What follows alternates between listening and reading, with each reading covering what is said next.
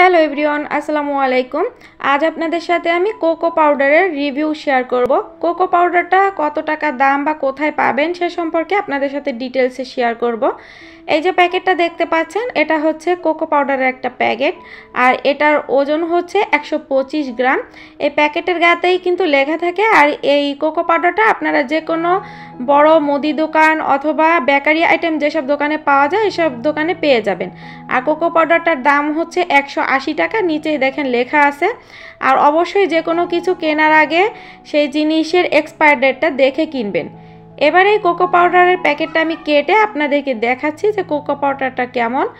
Cocoa powder দিয়ে বিশেষ করে অনেক ধরনের ডেজার্ট আইটেম তৈরি করা হয়। তার মধ্যে সবচাইতে বেশি যে আইটেমটা আমরা তৈরি করে থাকি সেটা হচ্ছে কেক।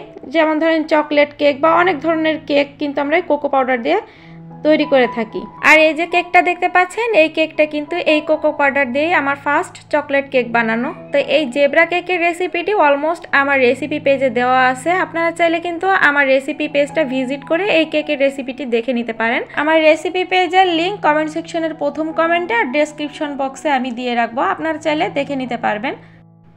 এই ভিডিওটা থেকে আপনাদের এতটুকু উপকারে আসলে প্লিজ লাইক, কমেন্ট আর শেয়ার করতে ভুলবেন না। দীর্ঘদিন কোকো পাউডার ভালো রাখার জন্য অবশ্যই প্যাকেট থেকে খোলার পরে যে কোনো এয়ারটাইট কৌটার ভিতরে রেখে তারপরে আপনারা সংরক্ষণ করবেন। যদি খুব তাড়াতাড়ি এটা ব্যবহার করেন সেক্ষেত্রে বাইরে রাখতে পারেন, আর যদি মনে করেন যে না অনেক দিন ধরে ব্যবহার করবেন তাহলে নর্মাল ফ্রিজে রেখে দিবেন। আজকের মতন বিদায় নিচ্ছি, সবাই ভালো থাকবেন, আল্লাহ হাফেজ।